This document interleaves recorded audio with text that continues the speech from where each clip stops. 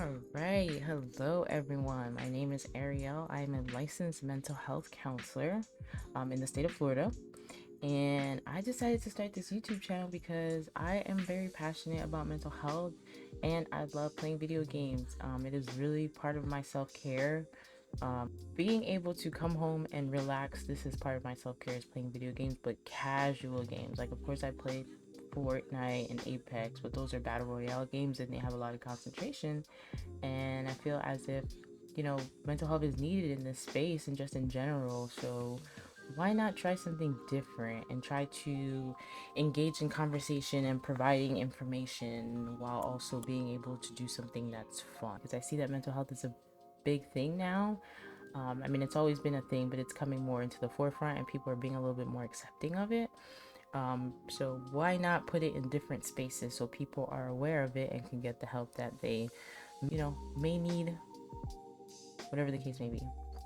So today we're gonna play a little bit of Hairdresser Simulator, and I'm kind of just gonna go over the misconceptions about therapy. I feel like this is a big thing that's stopping people from going to therapy. There's so many misconceptions and negativity and just things about therapy that's not true. And I want us to be comfortable talking about it, talking to the people that we love about it, letting people know that they can get help for it and that it's okay to get the help. So why not do something that I like doing? So, being comfortable, but then also being able to provide this information and making it accessible to everyone. So let's see. Now I've already kind of started this game. Only played like a little bit of it, but I think it should be fine. Let's see, where did we last?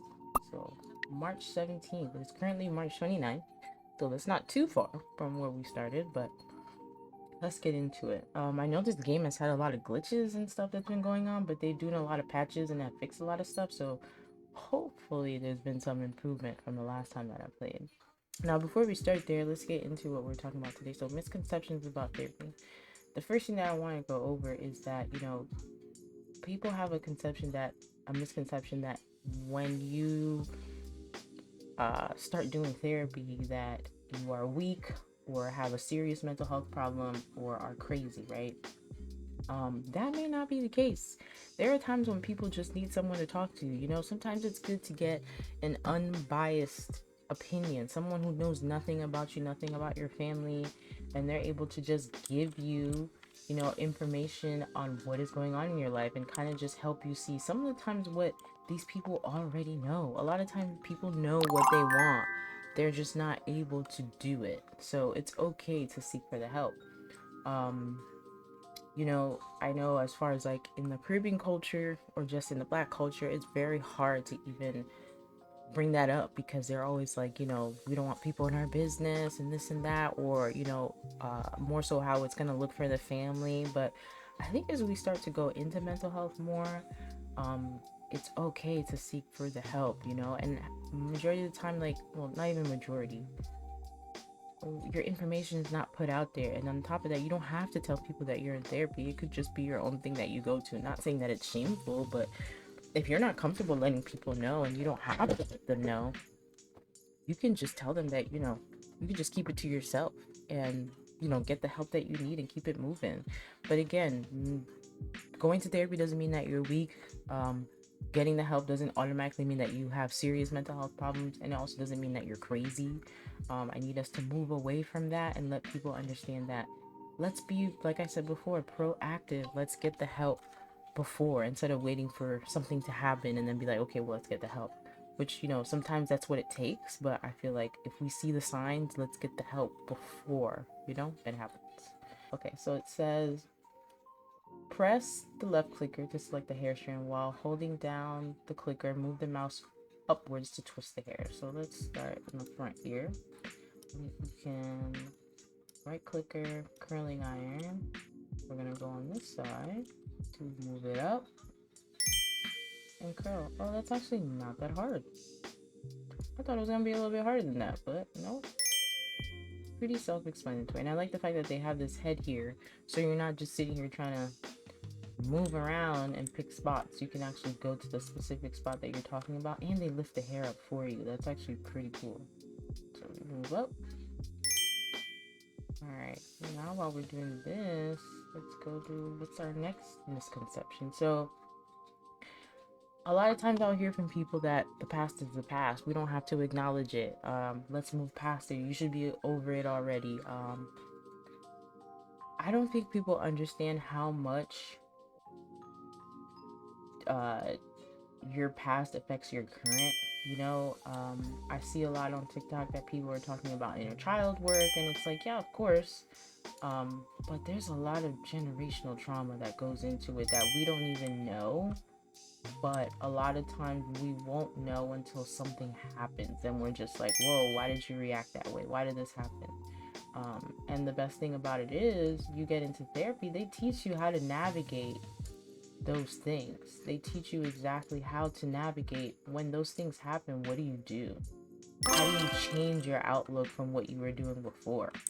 So I think we have to let go of that stigma of just letting stuff be in the past. I get it, and we don't want to revisit things, but sometimes it's good to revisit stuff and just be aware of why these things happen. Why did we react that way? Or things that happen with our parents, and why are they acting that way? And I always tell people too, like, because I work with a lot of young adults and teens, and I always tell them that nobody gets a book, a manual on how to do things. You kind of just go in and you just do it, especially with parenting. So we make a lot of mistakes, and sometimes we have to acknowledge that. And I know for some parents that can be kind of hard, but at the same time, it's okay.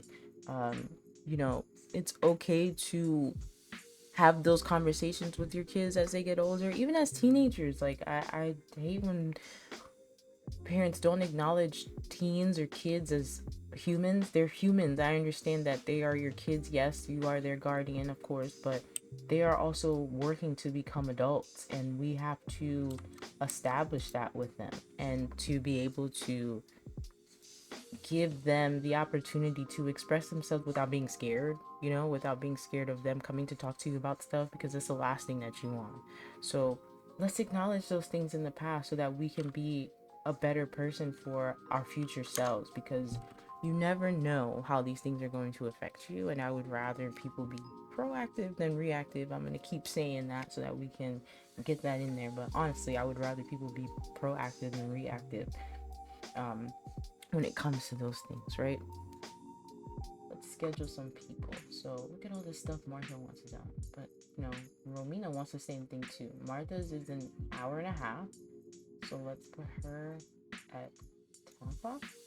Let's put Romina at hour and a half. That leaves us at 11:30. Let's put Romina at 12. She's an hour. And then Malcolm is only 30 minutes. So we'll put him at 1:30. And they have this in military time. Oops.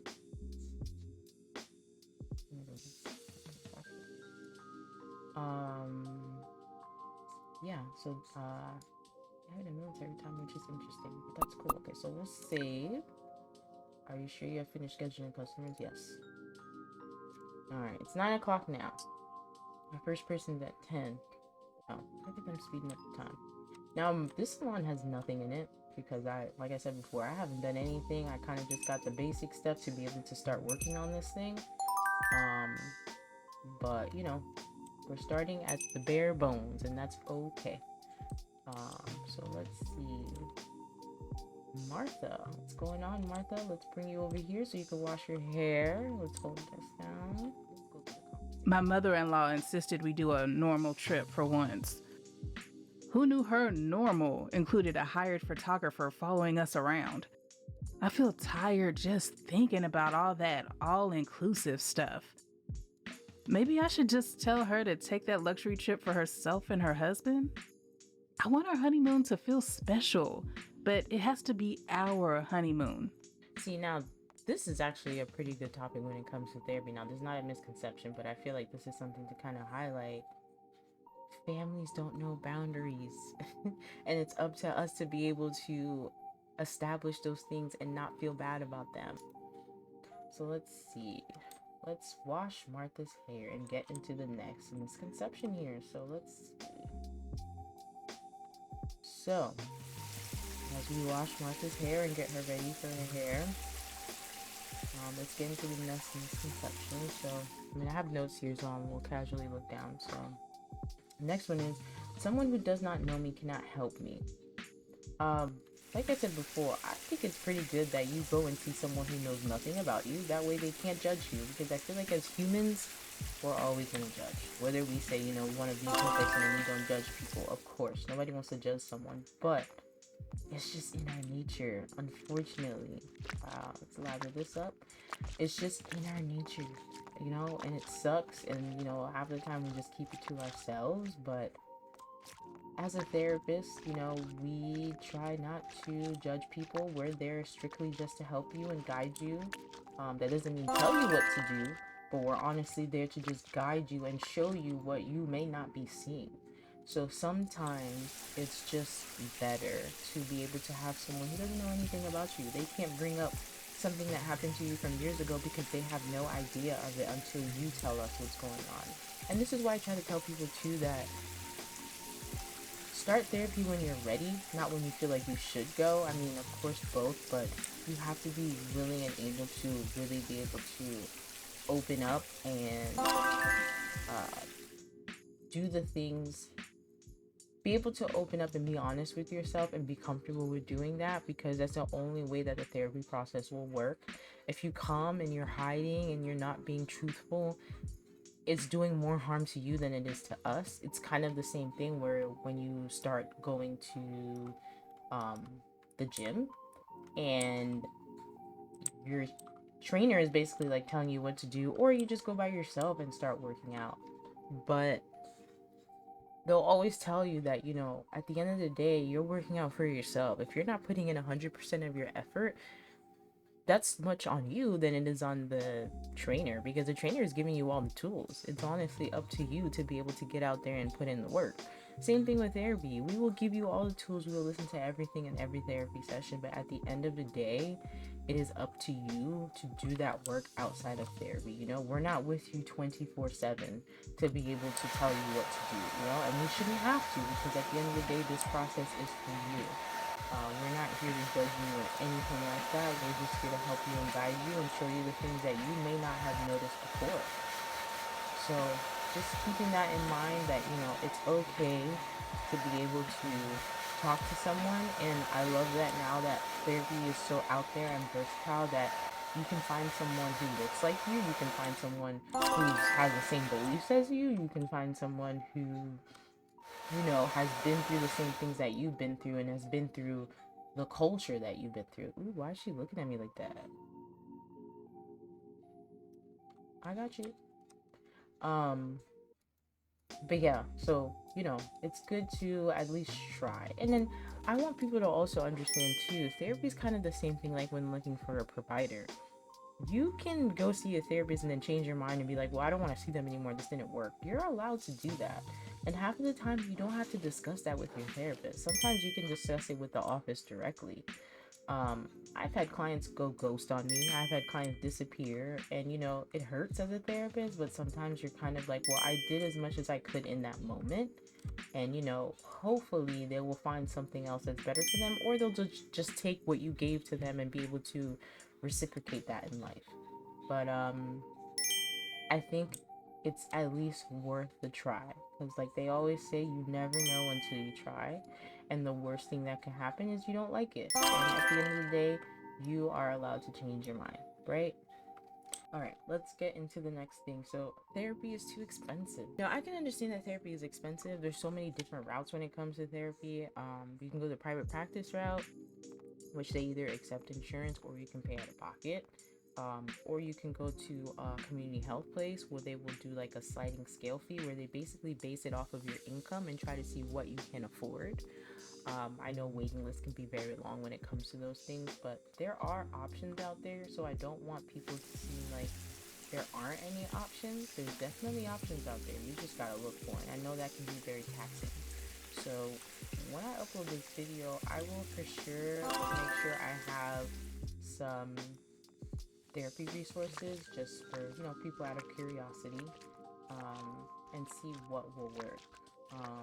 As far as when it comes to that, There are also jobs that provide EAP sessions that are in your insurance plan. Now, those are limited sessions, so it's not like, you'll be in there for a long time. But usually with the EAP sessions, they give you a certain amount, maybe like 6, 5, it depends, that you have. And sometimes after the fact, they'll ask you, like, do you want to use your insurance, and you'll pay a copay, or, you're good with what happened. Sometimes people will do EAP sessions because, let's see, there's a life transition, like someone passed away and they're having a hard time grieving. um, Grief has several stages, so it's not like, you do the session will be good after that. No, but at least you can process your emotions during this whole entire thing by going to see someone. So I think taking advantage of those things are definitely good. That way, you're at least getting experience. And then, if you feel like after the EAP session is done, you want to continue therapy, you're allowed to do that or stop, whatever works. But I want people to at least know that there are options out there when it comes to therapy. It doesn't have to be expensive if you don't want it to be expensive. Now, there are expensive therapists out there, and you know, they have the right to do that because we've been through a lot of schooling, and we have to go base our worth. And if I don't know if many people know that therapists don't really get paid that much money. We kind of have to advocate for ourselves when it comes to certain things, and we're still continuing to do that. Um, but a lot of times we get into this work because we love helping people and we want to make changes and make an impact. So, sometimes that comes with a price. And I feel like, it sucks to have that argument where it's like, people will spend money on other things, but, there's some truth to it when it comes to, like, you'll spend so much money on Beyonce tickets. And, that could be part of your self care. That's completely fine. But I feel like if you're able to spend money on those things, you're able to at least give therapy a try and see if it works. So, our next conversation just got some nice hair here. Like, this is nice flowy hair. So the next topic would be, everyone will know that I'm seeing a therapist. Now, I kind of highlighted this in the beginning, but again, confidentiality is a big thing for us. HIPAA is a big thing for us. All that stuff. Um, we, like I said before, went through a lot of schooling when it comes to this profession, and I don't know about anybody else, but I'm not risking that by being gossipy. I'm not risking any of that to put anybody else's information out there to lose my job, the potential of losing my job. I went into this because I love this job.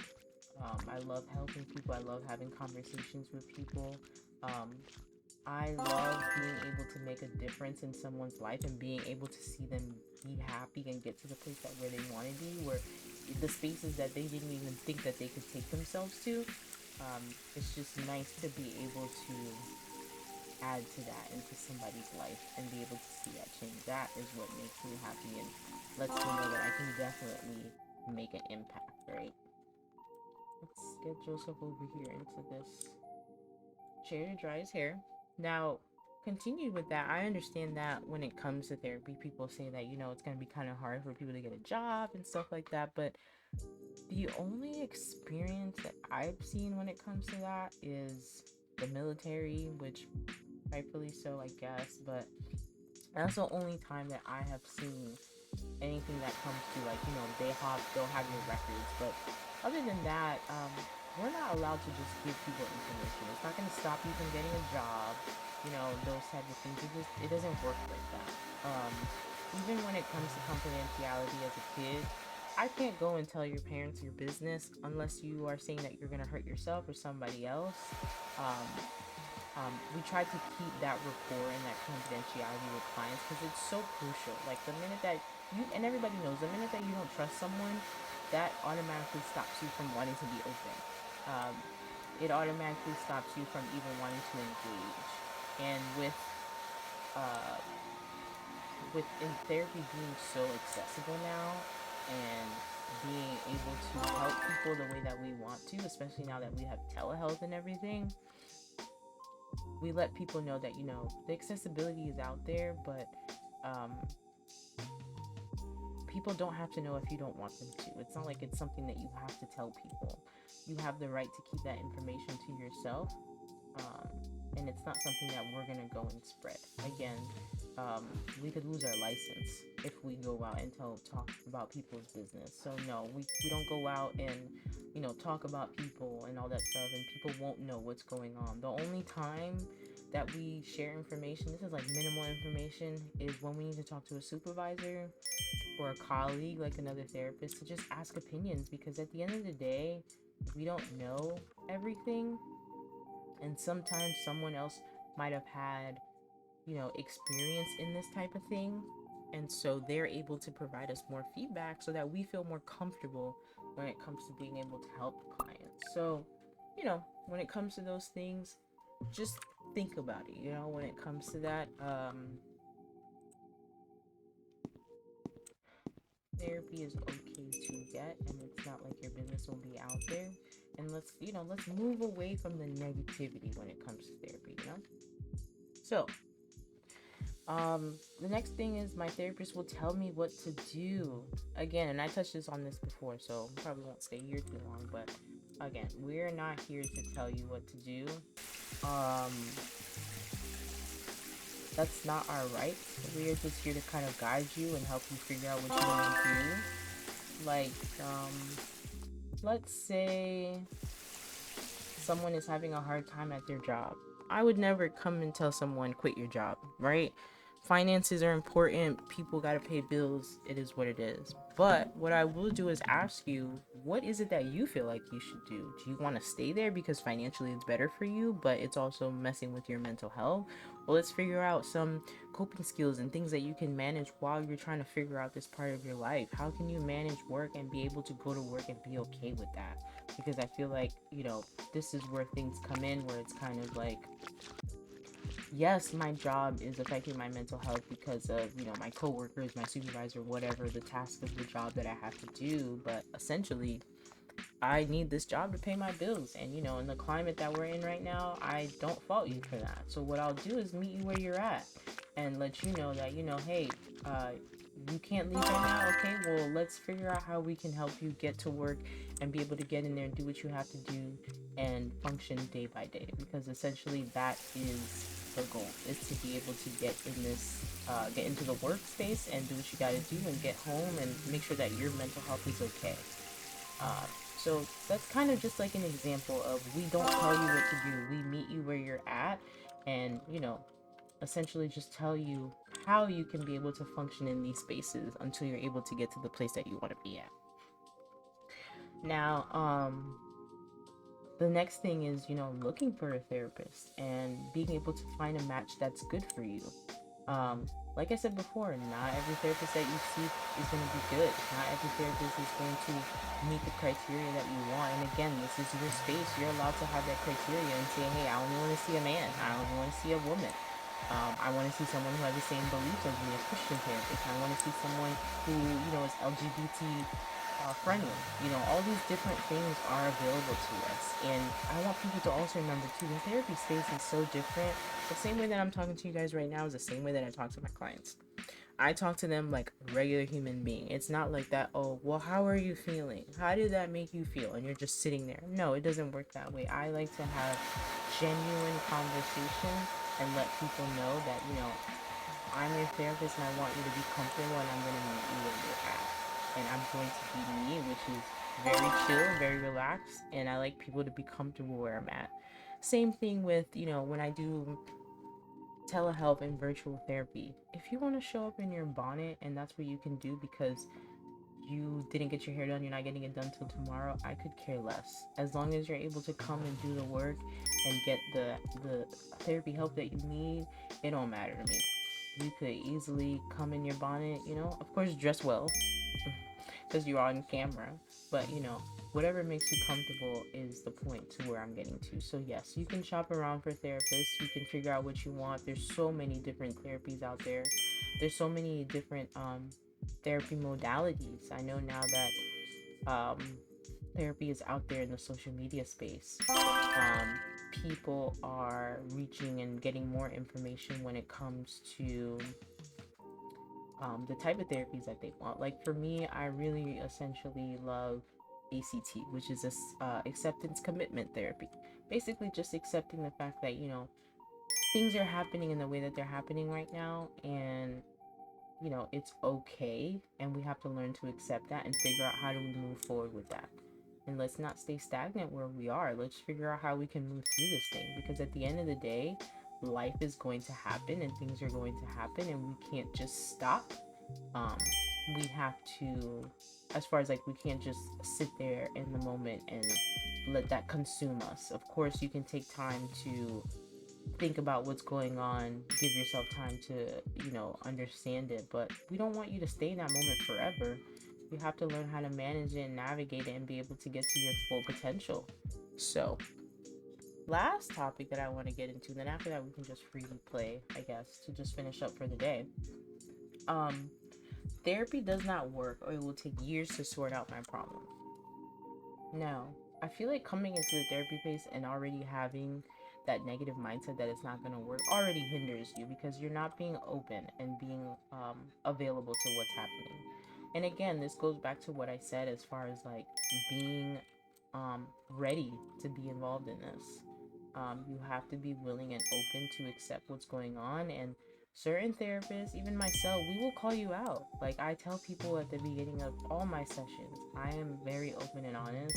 I will call you out and let you know when you're doing something wrong. And some people are able to take that and some are not. And like I said before, if your therapist is doing that, you're not comfortable with it, you can very much still switch therapists and do what you got to do, right? Because at the end of the day, it is your space. And if you don't like that approach when it comes, if you don't like that approach when it comes to therapy, you are allowed to do that. So please remember that when it comes to those things, every therapist approach is different. And if one doesn't work for you, you can go and find another one. And I'm sure whatever works will work for you. So either way, um, don't let that be a thing that will stop you from actually getting the help. Now when it comes to sorting it out, oh, what was that? Isn't this the same girl? Maybe it's the same outfit. They just changed her outfit. Okay.